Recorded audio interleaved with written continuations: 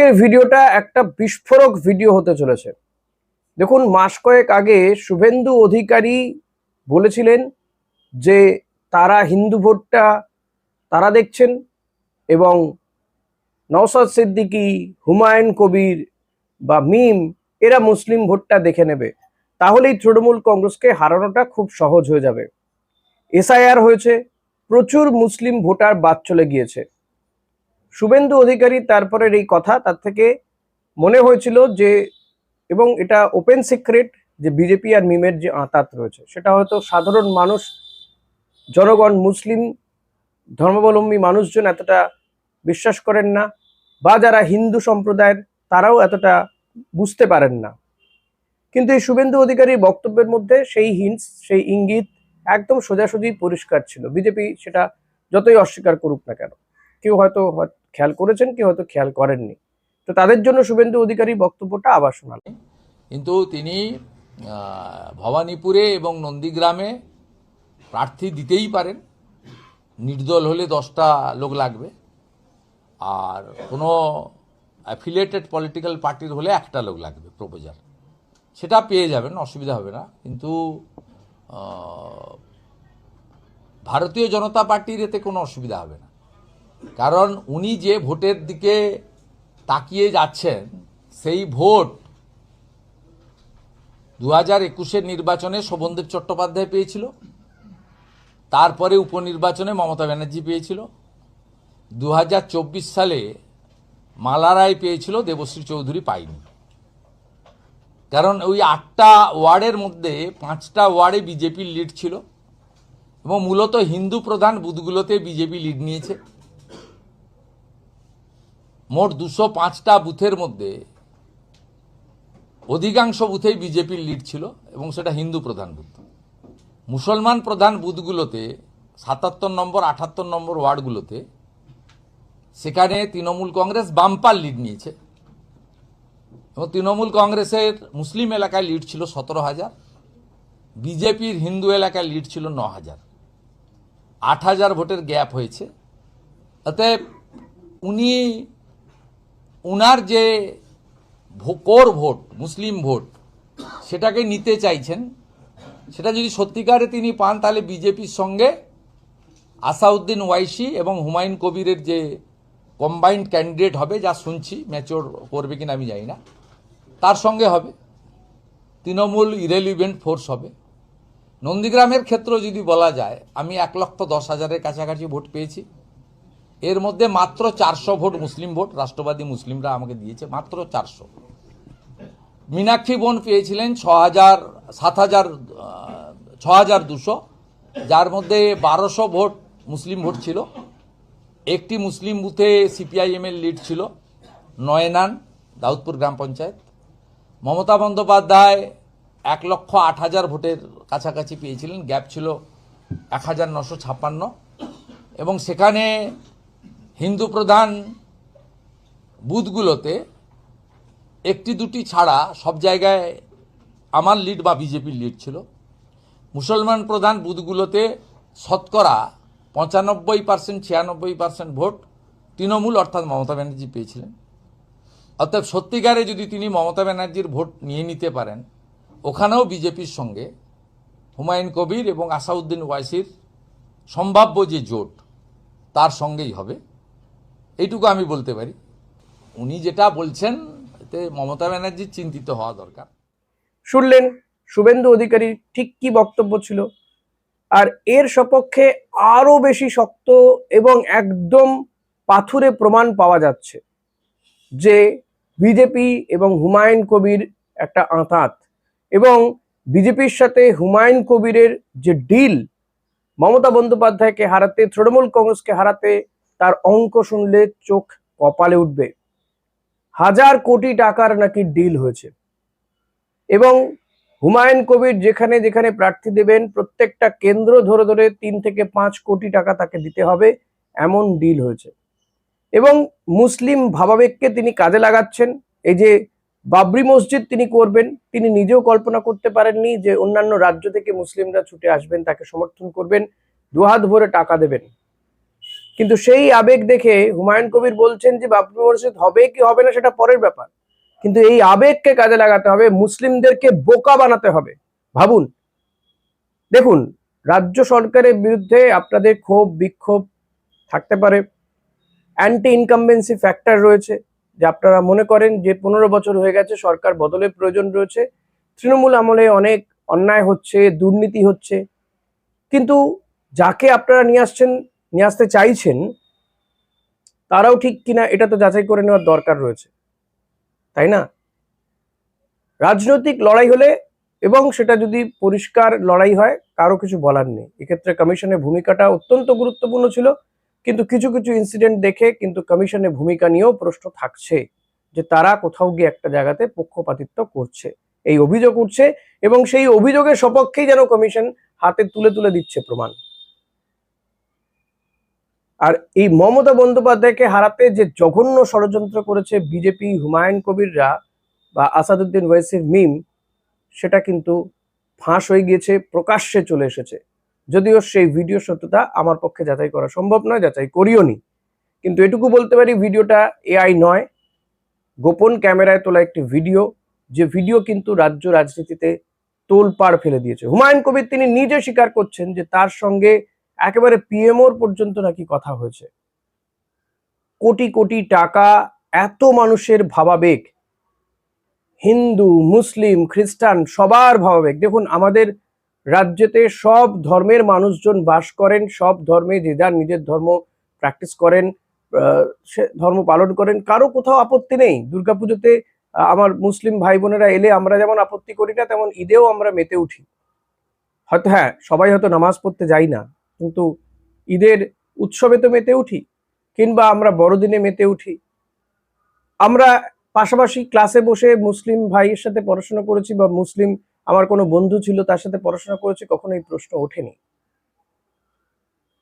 হ্যাঁ, কেউ কোনো ধর্মকে বাঁচানোর তাগিদ তার অনুভব করতে পারেন, কিন্তু সেটাকে যে রাজনীতিতে যে কিভাবে ব্যবহার করা হচ্ছে, আর আমাদের দেশের যে পরিবেশ কতটা কুলুষিত হয়ে যাচ্ছে, এই রাজ্যের পরিবেশকেও যে কুলুষিত করার কি বড় একটা চক্রান্ত চলছে, সেটা কিন্তু এই ভিডিও থেকে পরিষ্কার হয়ে গেল।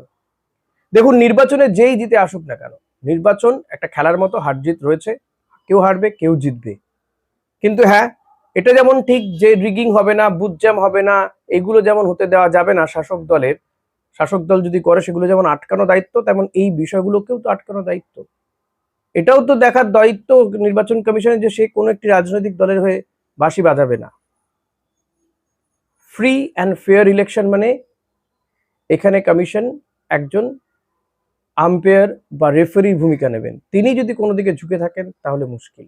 সেটা তো যেমন রয়েছে, পাশাপাশি এই হিন্দু মুসলিমের সো কল্ড ঠিকাদাররা তারা নিজেরাই একটা গট আপ করে ফেলছেন মমতা বন্দ্যোপাধ্যায়কে হারাতে। ভিডিওতে শোনা যাচ্ছে হুমায়ুন কবির বলছেন যে তিনি নাকি 70 থেকে 80টা আসন পেয়ে যাবেন, আর তাহলেই তিনি হয়ে উঠবেন কিং মেকার।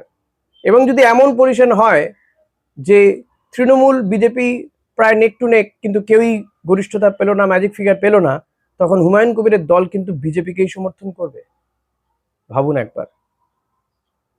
ভিডিওটার কিছু অংশ দেখুন, কারণ অন্য কারো ভিডিও পুরোটা দেখানো আমার পক্ষে সম্ভব নয়, অনেক বড় ভিডিও, প্রায় 19 মিনিট মতন ভিডিওটা রয়েছে। কিছু কিছু অংশ আপনাদের জন্য আমি দেখাবো। আবারও বলবো, ভিডিও সত্যতা আমার পক্ষে যাচাই করা সম্ভব নয়, তাই বলবো যে ভিডিও সত্যতা আমি যাচাই করিনি। কিন্তু এই ভিডিও যদি সত্যিই হয়, ভয়ঙ্কর, বিস্ফোরক, এবং নির্বাচনের আগে এই ভিডিও দেখার পরে আপনার মত বদল করতে আপনি বাধ্য হবেন, এটুকু বলতে পারি। आज का दिन में जो मैं मुद्दा उठाया ना बाबरी मस्जिद का, वो होगा नहीं होगा बाद में सोचिए। आज के दिन में ये सारा इंडिया का मुसलमान लोग मेरा सपोर्ट दे रहा है। मतलब यहाँ पे आपका मतलब सिर्फ मुर्शिदाबाद का मुस्लिम लोगों का सपोर्ट मिल रहा है या पूरा राज्य से? पूरा स्टेट का मिल रहा है ना? पूरा स्टेट का मुसलमान का सपोर्ट मिल रहा है। देखिए ना, 6 दिसंबर फ्राइडे था, वो फ्राइडे में मैं ही लीम रखा गया, तो लीम रखने के बाद जो फ्राइडे सैटरडे था, तो मैं 6 दिन बाद फर्स्ट जो जुम्मा है, आज जुम्मा हुआ, तो जो जुम्मा आया तो किसी को ऐलान नहीं किया, किसी को नहीं बुलाया, खुद 1 लाख लोग सारा स्टेट से मुसलमान लोग आ गया वहाँ जुम्मा के नमाज पढ़ने के लिए।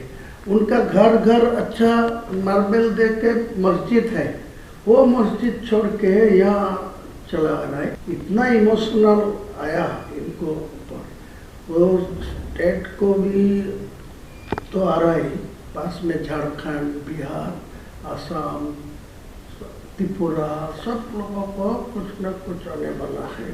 आज 2 लाख नमाज पढ़ने के लिए वो या कोई नमाज मस्जिद में कोई कंस्ट्रक्शन शुरू ही नहीं हुआ, वो फरवरी मंथ में होगा शुरू। लेकिन इतना इमोशनल है वो। फर्स्ट जुम्मा आएगी पिछला शुक्रवार, वो भी फ्राइडे में आ गया 1 लाख लोग, आज वो डबल हो गया 2 लाख। मान लीजिए यहाँ पे आपको अगर इधर टीएमसी का हटाना है, ये आपका अगर इरादा है, तो यहाँ पे 2 डिवीजन करना पड़ेगा।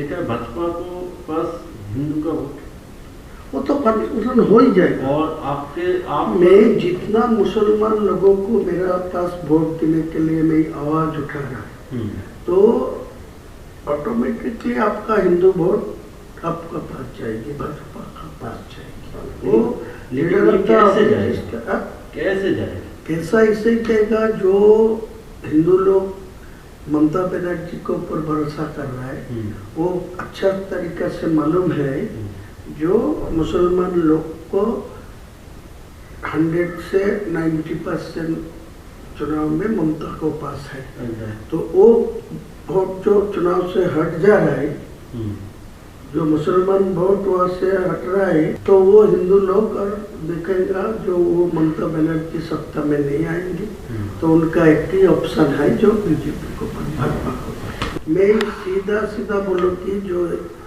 मेरा को और वोट डालो, मैं वहाँ चीफ मिनिस्टर जो ही बनेगी, मेरा को निर्णायक भूमिका मेरा निर्णय चाहिए, मेरा हाथ पर आएगी, तो मैं अगले दिन चीफ मिनिस्टर जो होगी वो हिंदू लोग की होगी। मेरा कोई टारगेट नहीं है चीफ मिनिस्टर बनना, लेकिन जो लोग बनेगी उनको मेरा पास 80-90 294 से 80-90 मेरे पास रहेगी, तो मैं अगले दिन वो चीफ मिनिस्टर को सपोर्ट देने के लिए मैं ये एजेंडा रखूँगा। मतलब भाजपा से अगर चीफ मिनिस्टर बनेगा तो आप सपोर्ट देंगे? पूरा सपोर्ट देगी, कोई दिक्कत नहीं। मैं ममता को किसी कीमत में नहीं आने। मान लीजिए ऐसा कुछ पोजीशन हो गया कि आपके पास मान लीजिए 50-60 आ गया और भाजपा का होगा और टीएमसी के पास बराबर का होगा, तो उस वक्त अगर आप टीएमसी को वो ताकत लगाएगी मेरे को सपोर्ट लेने के लिए, लेकिन मैं नहीं दूंगी, मैं भाजपा को देंगे। लेकिन आप अंडरग्राउंड में आपको सब जो एग्रीमेंट करने चाहिए कर लीजिए, कोई दिक्कत नहीं। लेकिन पहले मैं ये आपको खिलाफ ही बोलूंगी, इलेक्शन भाजपा के खिलाफ ही बोलना चाहिए, नहीं तो ये वोट इकट्ठा मेरे पास नहीं आएगी, फिर वो ममता बनर्जी को पास डाल देंगे। मेरा जितना ममता बनर्जी को खिलाफ बोलेंगे उतना ही भाजपा को खिलाफ बोलेंगे। वो लीडर ऑफ द अपोजिशन को साथ मेरा बात हुआ, और मतलब शुभेंदु अधिकारी, हाँ वो शुभेंदु अधिकारी बोला जो अब दिल्ली जाएगी 22 तारीख को बाद, मैं भी जाऊंगी, आराम करके आपको सेंट्रल लीडरशिप को साथ बात करा दी। फिर डायरेक्ट और जो मोहन यादव जी है ना, मध्य प्रदेश का चीफ मिनिस्टर मोहन यादव, वो मेरा साथ कनेक्शन रखते हैं। वो लोग बोला जो पीएमओ के साथ मेरा बात हुआ आपको साथ कनेक्शन रखने के लिए, वो लोग उसका सीएम भी आपके साथ कनेक्शन रखा। हाँ, सीएम डायरेक्ट मुझे, हम लोगों को इन्फॉर्मेशन था आसाम का सीएम, आसाम का जमींदारी दिया, लेकिन बाद में पीएमओ असम को जोड़ के रखा, लेकिन डायरेक्ट मोहन यादव जी को मेरा साथ बातचीत। जो मुस्लिम लोग हैं इनको तो आपको गुमराह करना है ना, इसको आपको कुछ हद तक जाके इसको बेवकूफ भी बनाना। अगर आप बेवकूफ नहीं बनाएंगे तो वो उनका पास चला जाएगा। तो ये आपका पॉलिसी क्या पॉलिसी ऐसा ही है। देखिए मैं उनको भी बोला, शुभेंदु जी को बोला मेरा पास पैसा चाहिए, मैं मुसलमान को इकट्ठा करने के लिए, उनको चुनाव में मेरा पास वोट लेने के लिए, वो एक सीट में करोड़ 4 करोड़ खर्चा होगा। वो जो टीएमसी वाला जो है सत्ता में है वो पैसा ज़्यादा नहीं देते, लेकिन आज के दिन में जो नया नया मेरा मुसलमान को जो उम्मीदवार खड़ा करेगी वो सब शिक्षित मतलब होगी, स्वच्छ भावमूर्ति होगी, मुसलमान को पास उनको ज़्यादा इम्पोर्टेंस भी है, लेकिन मेरा पैसा का जरूरत है। आपको टोटल कितना पैसे का जरूरत है जो आप ये अपने लक्ष्य है इसको पूर्ण कर सकते हैं? नहीं, पूरा लक्ष्य होगा 1000 मिलेगा तब बहुत, मतलब 1000 करोड़। हाँ। तो ये जो है इसको मतलब कैसे आपको मतलब आपका प्लानिंग क्या क्या है, मतलब प्लानिंग ये यही पैसे से है। आपका क्या आप कैसे इसको तोड़ेंगे, मतलब मुस्लिम वोट को कैसे तोड़ेंगे इस पैसे से? कुछ कुछ जगह मेरा जो गांव है जो जनरल है, इतना दिन से मेरा खिलाफ जो जितना बार मैं चुनाव लड़ा तो आपका पार्टी का कोई उम्मीदवार था, तो उम्मीदवार को पास ज़्यादा पैसा भी आ रहा है, लेकिन वो पैसा ग्रास रूट में वो यूज नहीं पहुँचा नहीं। लेकिन मेरा इतना ग्रास रूट में आदमी है, उनको घर घर कोई पैसा पहुँचेगी ना तो ये कोई बेअदबी नहीं करेगी। ये मेरा मतलब अगर पैसा अगर माइनॉरिटी बेल्ट में आ जाए और आपका यहाँ पे मुस्लिम वोटर्स है पहला से ही हाँ। मेरा जो ऑप्शन रहेगी, मैं जो 1000 करोड़ रुपया आपको नहीं मांगते हैं ना, तो मैं 300 करोड़ रुपया में पहले से वो जो आपको बिहार में जो चुनाव नीतीश कुमार की जो फॉर्मूला में किया, जो 1,000 करके 12 महीना में एक साल में 12,000 है, वो दे दिया 10,000 करके पर फैमिली, तो पूरे वोट तो आपका पास चला गया। क्या हालत। দেখলেন, আশা করি আপনি বুঝতে পেরেছেন। আরো বুঝতে চাইলে আমি এই ভিডিওর লিংক যেখান থেকে পেয়েছি, লিংকটা আমার ডেসক্রিপশন বক্সে আমি দিয়ে দেবো, সেখান থেকে পুরো ভিডিওটা শুনে আসতে পারেন যে কিভাবে হিন্দু মুসলিমের ভাবাবেগ নিয়ে হুমায়ুন কবিরের মতন দল, আম জনতা উন্নয়ন পার্টি কিংবা ভারতীয় জনতা পার্টি, দেখুন হুমায়ুন কবিরের পার্টির নামটাও দেখুন, আম জনতা উন্নয়ন পার্টি, ভারতীয় জনতা পার্টি, আম জনতা উন্নয়ন পার্টি, তারা যে একসঙ্গে হাত মিলিয়ে কিভাবে হিন্দুদের বোকা বানাচ্ছে, কিভাবে মুসলিমদের বোকা বানাতে চাইছে সেটা দেখে নিন। দেখুন, আপনি ভোট কাকে দেবেন না দেবেন সেটা নিয়ে আমার কোনো মাথা ব্যথা নেই, কিন্তু দেওয়ার আগে অতি অবশ্যই ভেবে চিন্তে দিন।